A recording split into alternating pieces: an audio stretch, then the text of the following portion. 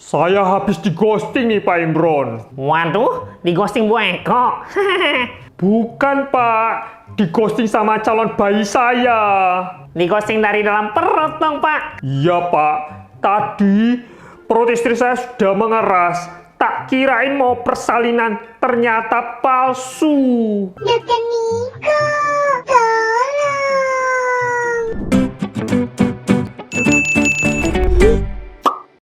Hai Smart Moms Indonesia, welcome back to Dr. Niko Channel. Nah, hari ini kita akan bahas tentang apa sih bedanya kontraksi persalinan yang asli sama yang palsu. Jadi, kontraksi persalinan yang asli adalah kontraksi yang mampu membuat pembukaan mulut rahim. Sementara kalau kontraksi palsu, ya gitu-gitu aja sih, nggak akan kebuka tuh mulut rahim meskipun sering. Kontraksi persalinan asli itu bisa muncul kapan saja. Kalau kontraksi persalinannya muncul di bawah usia 36 minggu, maka disebut kontraksi persalinan prematur. Nah, itu tidak baik. Sebenarnya yang baik apabila kontraksi persalinan itu muncul di atas 36 minggu. Artinya, bayi Smart Moms sudah cukup bulan dan sudah siap untuk hidup di dunia luar. Yang akan dirasakan oleh Smart Moms ketika terjadi kontraksi persalinan yang asli adalah Smart Moms akan merasakan mules-mules, nyeri perut bawah sampai tembus ke belakang. Biasanya kontraksi ini akan ritmis atau sifatnya teratur.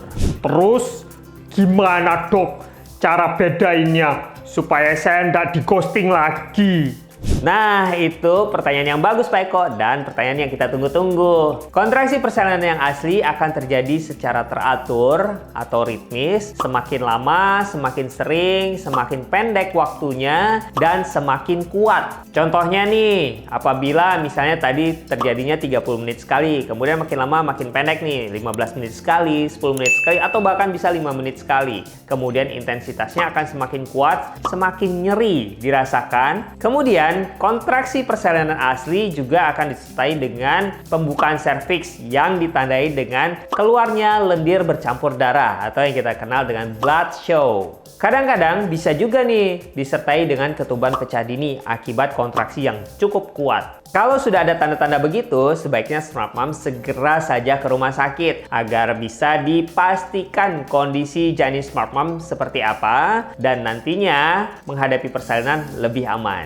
Kalau kontraksinya palsu, harus ngapain ya dok? Nah Pak Eko, kalau kontraksinya palsu sebenarnya nggak ada sesuatu yang harus kita lakukan. Smart Moms hanya perlu beristirahat hingga kontraksi itu menghilang dengan sendirinya. Ingat ya, nggak perlu takut karena kontraksi palsu tidak menyebabkan pembukaan mulut rahim. Oke, Smart Moms sekarang sudah tahu kan cara membedakan kontraksi palsu dan kontraksi asli? Nah, kalau begitu jangan salah lagi ya. Bedakan yang benar. Kalau masih ragu juga, segera saja datang ke dokter atau ke rumah sakit. Paham kan? Paham kan?